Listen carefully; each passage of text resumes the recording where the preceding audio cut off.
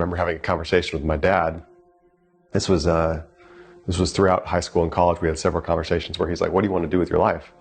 And I said, I don't know. He said, well, you should get a job for a good company. And I said, well, the one thing I don't want to do is get a job. I was like determined that I'd do anything required to never have to work for someone else. And I saw growing up as a kid, my parents having to do things, jobs, move places, do things that they didn't want to do for money, and only because of the money. So I moved my whole life as a kid. We actually counted it up. It was 27 times that we moved while I was a kid up into my teenage years, all over the country, and for various reasons, but most of the time because we were looking for work and had very, very little as a family. There were times actually where we didn't have a place to live. So we were kind of relying on the kindness of strangers and people to donate groceries to us and you know, a little bit of cash here and there to get by. And so that kind of was a big driver for me growing up. And I think that's why I wanted to be an entrepreneur. And I found a little ad in a newspaper in town that said real estate investors wanted, and a local number. So I called it, and the guy answered the phone. He said, I help people buy properties and put together, you know, investment portfolios, and you don't need any money to do this, and just credit, and I can get you started. And so basically, he flipped properties to me. I bought them, and then put renters in them. And I mostly was just buying these houses right out of college to learn how to do what he was doing. And so I followed this guy around. I shadowed him constantly. I called him. I was just always next to him.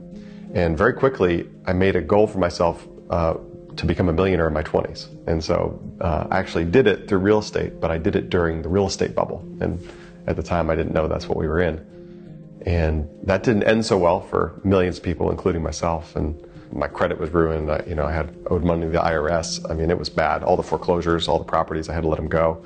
Nobody wants to receive a letter from the IRS, but this one was particularly scary because it said, you know, due immediately, $1.3 million is what I owed them.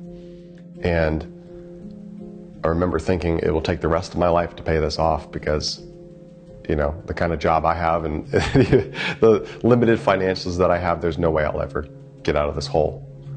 And I just figured at that point there was no reason to have any hope in my future at all, let alone trying to figure out, okay, now what am I going to do? And so I started thinking, well, real estate's probably the best way to do that, the easiest way to do that. But my credit was completely ruined from the crash. I didn't have any money. I was broke again. I had no assets of any kind. I had nothing. And I was renting a little 2-bedroom apartment. And the only thing that I had that kind of was a light bulb at the time, other than my job that I was going to, was I could create a little bit of money maybe with the spare bedroom that I have in this apartment.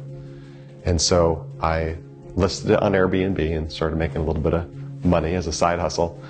And in very short order, I was making enough from the one room to pay for the whole apartment and all my utilities and everything. And I thought, okay, this is a good step towards being free. And I started pocketing all the money from my job and saving that money up. A chance encounter on a plane. I was actually flying for my work, and I was sitting on this plane, and this guy sat down next to me.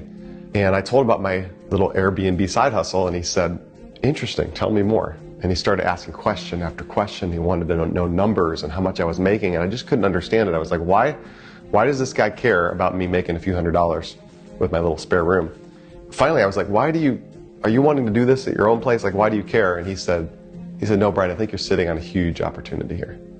And I said, well, what do you mean? He said, well, if you could scale this thing, you have a real business, a serious business. And I said, well, yeah, I get that. But, you know, I went through the whole real estate crash. I don't have credit. I can't borrow money. I can't go buy properties.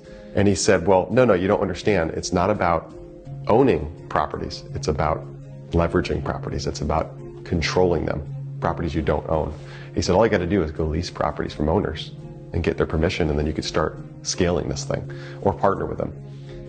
And that one little idea that I didn't have to own, I simply had to control the properties, shifted everything for me. And I went home and immediately started looking for rentals in my area, approached this little lady that was raking in her front yard. She had a little for rent sign in front of her place and an apartment behind her house.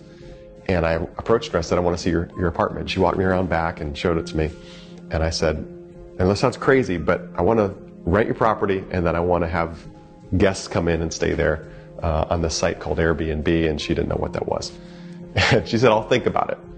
And she contacted me back 2 or 3 days later, and she was like, you know what, Brian, I'm in. I like you. Let's do this. And I listed it on Airbnb, and that very first month, I think I netted about $1,300, like in my pocket, which was incredible because in the real estate world, when I owned property, I didn't make anywhere near that on a little 1-bedroom. So here I was, $1,300 a month richer, and I thought, whoa, this isn't going to take many of these to replace my income at my job. So my goal was 1 per month, and I did that like every single month. So for 6 months, in that first 6 months, I got 6 properties, and that was the point at which I went over that 6-figure threshold.